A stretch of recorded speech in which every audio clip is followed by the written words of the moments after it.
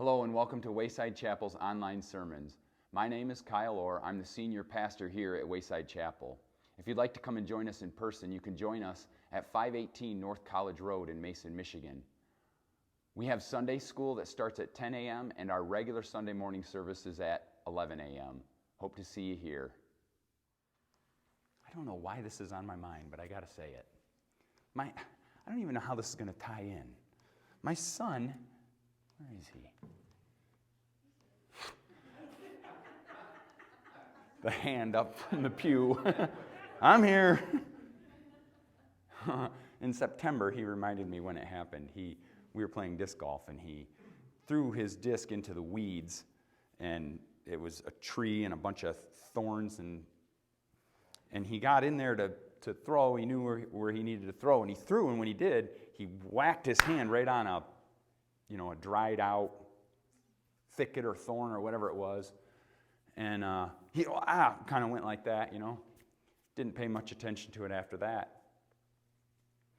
And weeks later, his finger started bothering him. It kind of swelled up and started to ache a little bit in his knuckle. And I looked at it a couple of times, and I couldn't see anything, so maybe he just whacked it hard enough, and it just kind of hurt for a little bit. So we worked on it, because he was still complaining about it, and his knuckle was starting to swell up. Can you guess what that is when your knuckle starts to swell up? There's probably some kind of infection, right? Something is in there that's foreign that shouldn't be in there, right? So we started to pick at it. Of course, it's fine. But it's weird because when you pick at it, it hurts. Well, why would it hurt if it's fine, right? Why, if everything's fine, let me grab a hold of that thing. Well, I grabbed a hold. Yeah, right there. You sure? Everything's fine? How about right here? And I started squeezing. Yeah, okay, I guess that does hurt. I said, son, when there's something that you have in your body that's festering like that, you can't just leave it. You have to try to find out what the root of it is and get rid of it. Is it okay if I talk about this? I am anyway, aren't I? Right. So about a week ago, I took a needle and I poked right at the edge of the skin on the knuckle, and it didn't feel good. He didn't like it. And I was hoping that whatever it was going to start to come out. Well, just a little bit of blood, a little bit of water, and a little bit of pus, I thought I grabbed something out of there, because sometimes they're really, really tiny, and when you pull it out, it relieves the pressure, and you're like, okay, that must have been what it was. Well, this is one of those things where you pull out that little tiny thing, right? And you go, okay, that's good. Well, you wake up the next morning and it's swollen worse than it was before because you didn't even get what it was. Well, last night,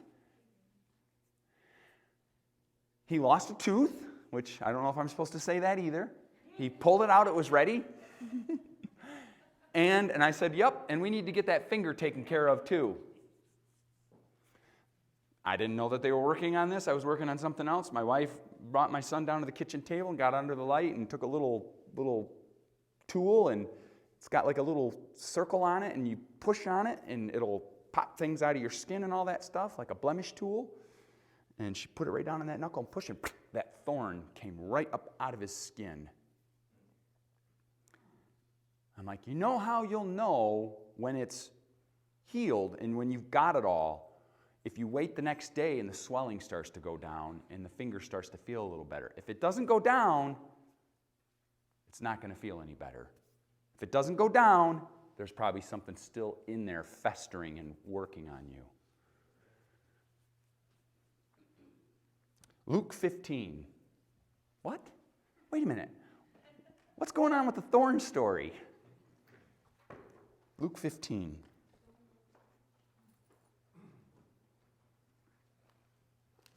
It's funny when my son is like that.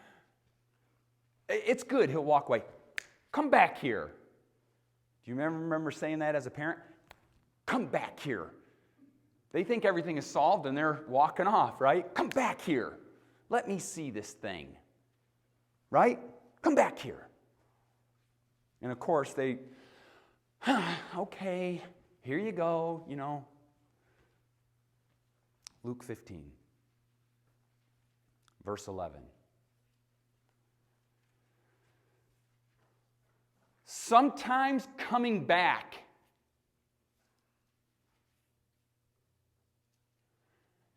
is not the easiest thing to do. Sometimes coming back is the last thing on your mind. Sometimes coming back means you're going to get humbled. Sometimes coming back means you have to admit something. There's where the thorn story ties in. Hey, that worked out.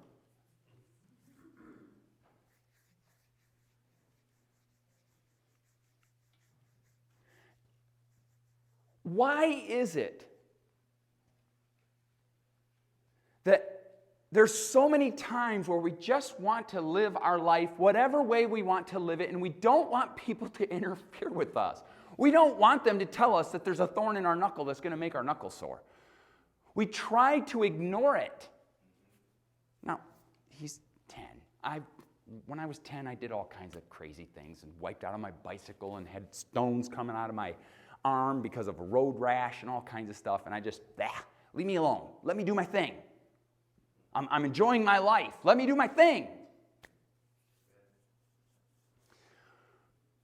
So, Luke 15, verse 11. Then he said, a certain man, now this is Jesus speaking, had 2 sons, and the younger of them said to his father, Father, give me the portion of goods that falls to me. So he divided to them his livelihood. And not many days after, the young son gathered all together, journeyed to a far country, and there wasted his possessions with prodigal living. Now, I didn't look up prodigal, but I'm assuming in the context of the sentence, it's not good living. Maybe to him at the time he thought it was good living.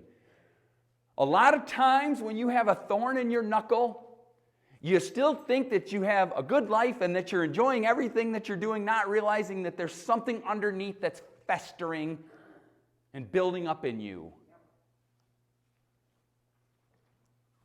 And when I was reading this, I'll get into this later. When I was reading this, I found something in the scriptures. It's sort of hidden under the surface of the meaning of this prodigal son that I had never taken into consideration until this morning when I was reading it again. We'll get to that. It says, and not many days after, the young son gathered all together, journeyed to a far country, and there wasted his possessions with prodigal living. But when he had spent all, there arose a severe famine in that land, and he began to be in want. Isn't that strange that when you spend all of the money that you have and all the resources that you have, it just so happens that a famine decides to show up right where you're at, and there's nothing you can do about it because everything that you had is gone. What are you going to end up relying on? You can't rely on your own sources anymore because they're gone. You have to begin to humble yourself and rely on something else because you're not in control of anything anymore.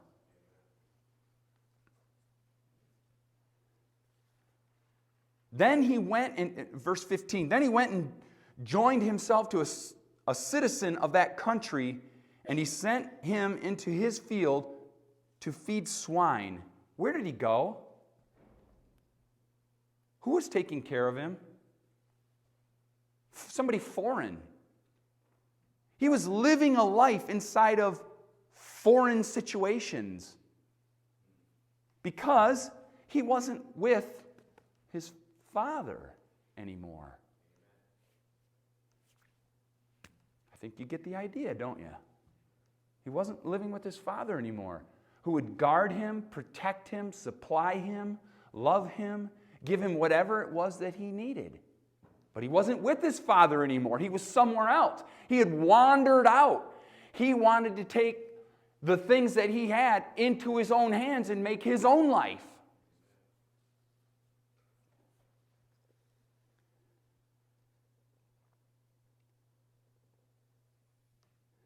So it says, then he went out and joined himself with a citizen of the country and sent him into the fields to feed swine. And he would gladly have filled his stomach with the pods that the swine ate, and no one gave him anything. You got to be pretty desperate if you're just going to eat whatever and be satisfied with it when you knew in the back of your mind in the past that you had all of the access to all of these things and didn't do anything with it.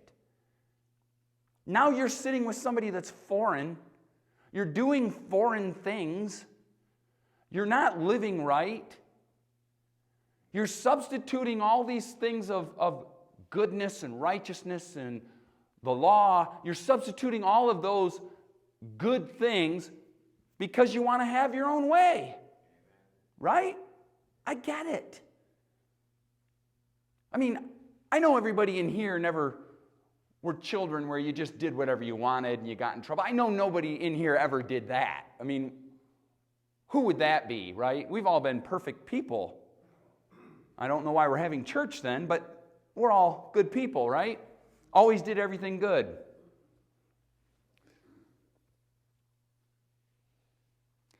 Verse 17, but when he came to himself, he said, how many of my father's hired servants have bread enough and to spare, and I perish with hunger?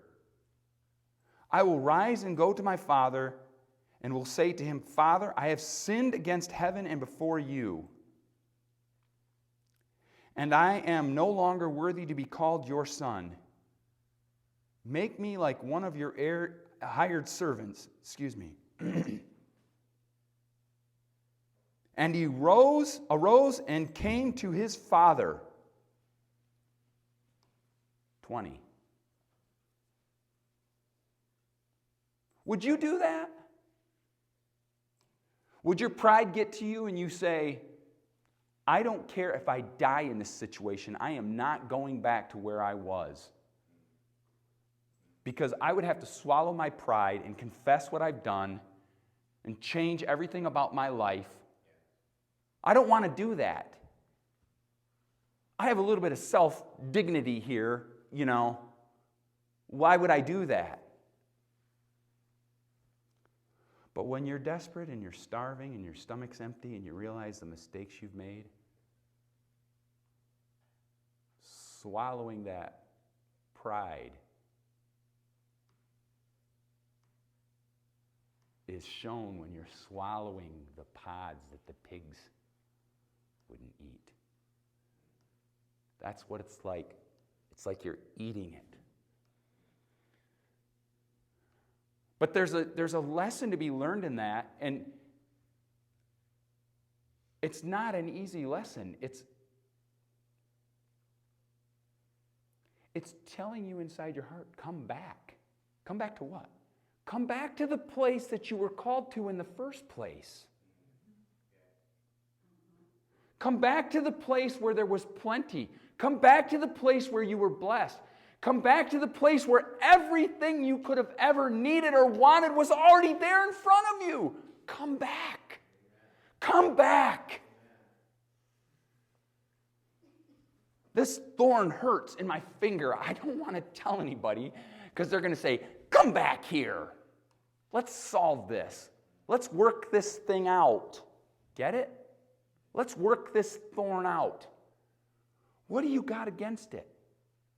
What is that thorn? What is bugging you? What's festering under the skin? What's pussing up?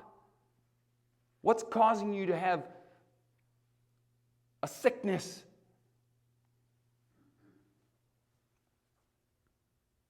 Well, this is what he's doing. He's saying, I don't care anymore. I'm going to go back to my father. I know he's not going to want me there because I just took all of the inheritance that he ever could have given me, divided it in half with my older brother. He's going to think that I'm a fool. And he arose and came to his father, but when his father still a great way off, his father saw him and had compassion and ran and fell at his neck and kissed him. And the son said to him, Father, I have sinned against heaven and in your sight, and am no longer worthy to be called your son. But the father said to his servants, bring out the best robe and put it on him, and put a ring on his hand and sandals on his feet, and bring the fatted calf here and kill it, and let us eat and be merry. For this my son was dead and is alive again. He was lost and is found. And they began to be merry. Whew. It's the redemptive story. It's you and me. It's all of us. And it's all of you out there still who are listening and watching. It's all of you out there too. You know how many times, I'm going to preach it a little bit. Do you know how many times I've heard people say to me, I've done too much wrong? You can never do too much wrong. You have no idea what the boundaries of God's forgiveness, His grace, His mercy, you have no clue how far out it will reach. It doesn't matter if you're in a foreign land. It doesn't matter what you're sinning with. God will draw you back from the gates of hell because you are still His son, no matter what you've done, where you've been, what you've said, who you've been with, who you've decided not to be with, who you've surrounded yourself with. When you walk this planet and you go into foreign places, so to speak, because you don't want your Father to have anything over you, you will leave thinking, give me whatever it is that you wanted to give me in the first place. I'm going to take it now so that I can live my life the way I want to live it. Now, when I read this in the morning, what I realized, part of the thing that was being said and what Jesus is talking about is freedom. Did you know that? That's what this scripture is referring to. Do you know what the son wanted? He wanted his freedom. He didn't want to be home with his father under his father's conditions. Are you following me? He wanted to be able to do whatever it is that he wanted to do. And that's why when he took the inheritance and ran off, he had what kind of living? Prodigal living? Woo! Let's enjoy it. What kind of enjoyment is in it? Not a whole lot.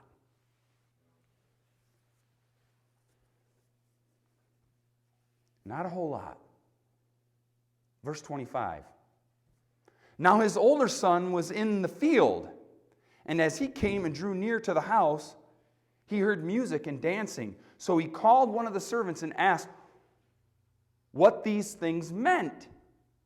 And he said to him, your brother has come home, and because he has received him safe and sound, your father has killed a fattened calf.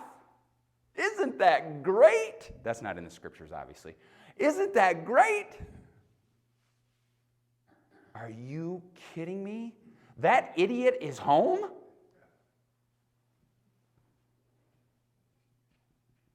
What's going on here? Why would Dad even do that?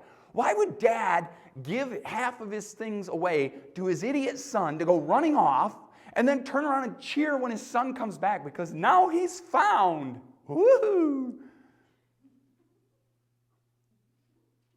This dad, man, he's not very bright.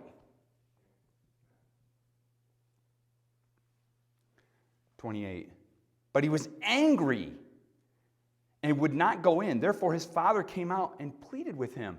So he answered and said to his father, lo, these many years I have been serving you.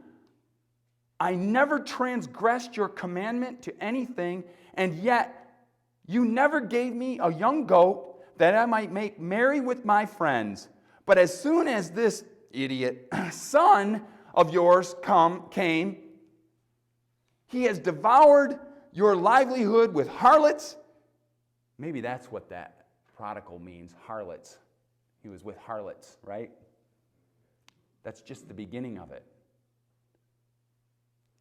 You killed a fattened calf for him. And he said to him, Son, you are always with me, and all that I have is yours. It was right that we should make merry and be glad, for your brother was dead and is alive again, and was lost and is found. Come back. Come back home. Can you hear it? Can you hear it in the story? That's what Jesus is preaching. Come back home. Now, I wasn't going to do this, but in the beginning of chapter 15, do you know there's a story? It says right here, then all the tax collectors and the sinners drew near to him to hear him, and the Pharisees and the scribes complained, saying, this man receives sinners and eats with them. So he spoke this parable to them, saying, now Jesus is going to go into these parables, and one of the first parables that he talks about is, I think, is it the lost sheep? Or is it the coin? Yeah. So the first one is lost sheep, which is another same kind of reference, same kind of story. Isn't that amazing when you think about how many different parables he has to speak to people that have plugged ears because they can't hear it? You have to keep changing it in one way and changing it in another way and telling it in a different way and telling it in a different way, because the people that don't want to hear this have plugged ears, and you're just hoping that you can get to them before they're lost. There's two things going on here. The prodigal son wanted freedom, but the freedom that he got was human freedom, which is based in sin. Because everything that the human wants is the pleasures of sin. The lust of the eyes, the lust of the flesh, and the pride of life. That's what they want. And if they're left to their own devices, that's what they'll do. They'll seek out every bit of that. But when they realize that they've blown everything and everything is gone and they have to start depending on somebody else, then all of a sudden they realize, why would I go someplace and be with somebody that's foreign and still depend on them? I was already depending on my dad in the first place. Now I'm depending on somebody that's completely foreign to me. And I'm living this lifestyle that's just garbage. And it's destroying me.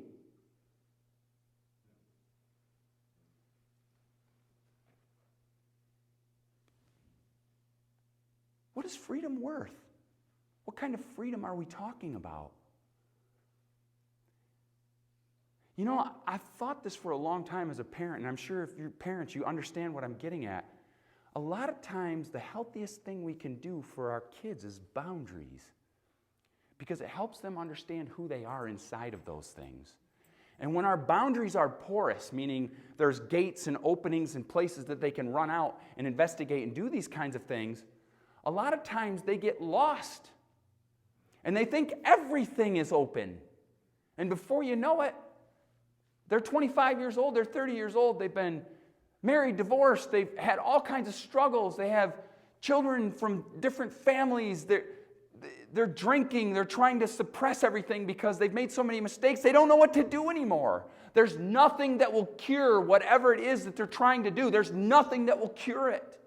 And they're still looking. You're still looking. But I'm saying, come back. Now flip-flop that. Look at what happened. Look at what happened to the older brother. What did his father say to him in the end? Jesus is saying this to the Pharisees and the Sadducees. The whole time you've had the Father with you, and look at what you've done with him. You're complaining about sinners. Look, I'm jumping back into chapter 15, the first couple of verses. You're complaining about me being with sinners. You're complaining about that. They're the ones that are lost. They're the ones that are feeding out of the hog troughs in a foreign land. They're the ones that want to come back, and they long to come back. And here you are with me. You've known the laws. They're written in the tablet of your heart. And you've been with the Father and could have had anything you wanted. And what do you do with it? You complain and bicker and get bitter because you know the laws of God have kept you in this place where you don't have any freedom. But didn't you just see an example? Didn't Jesus just preach an example of what it looks like when you run off and take your own freedoms to yourself? He showed you what it will bring. It will destroy you. And yet, they were still, the Pharisees, the Sadducees, the scribes, they were still bitter. They were still resentful. And they had everything at their disposal. The inheritance of God.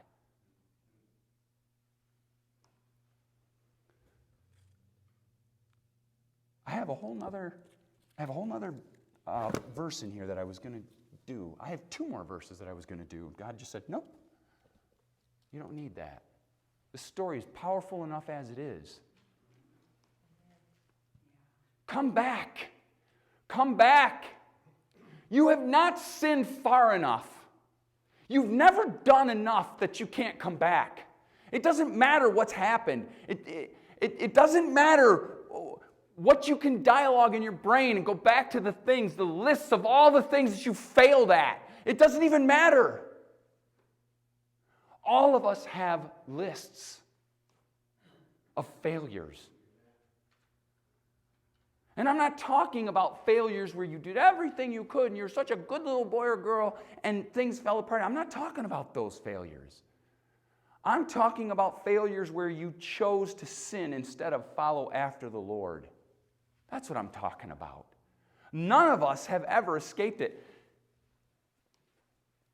Paul bragged about saying, if you want to brag in the flesh, I followed every law faultless. And he said, and yet I call it a waste. Because if the separation is you follow the laws and you do everything so perfect that you don't need God, you lost. You didn't win, you lost. And on the complete flip side of it, you could say, well, then I'm just going to live whatever way I want. And God will just accept everything and I can come back whenever I want. And that's the wrong attitude about it too.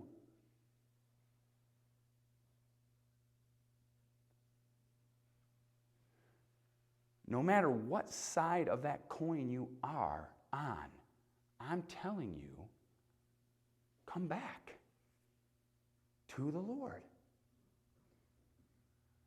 Be restored. Let Him guide your footsteps. Let Him speak into your ear so that He doesn't have to tell 5 parables for you to understand what's going on. Be quick and ready. Turn your heart to the Lord again. And if you haven't ever turned your heart to the Lord, there's nobody that says you can't do that right now.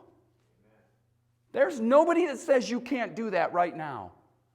This altar is a place where people come because they can be in front of people, confess that they are coming home,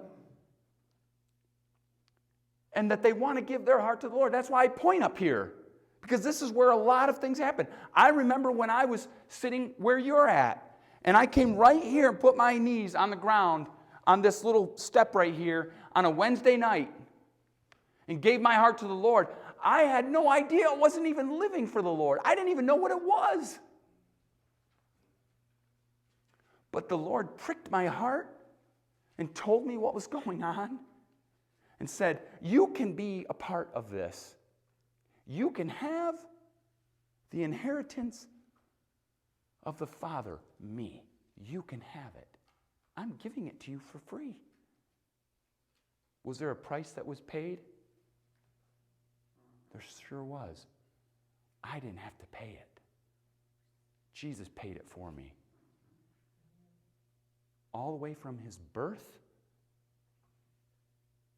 to the cross to the resurrection. Come back. Well, I'm glad you could join us for Wayside Chapel's online sermons. If you want to join us in person, just come down to 518 North College Road in Mason, Michigan. We'd love to have you. God bless.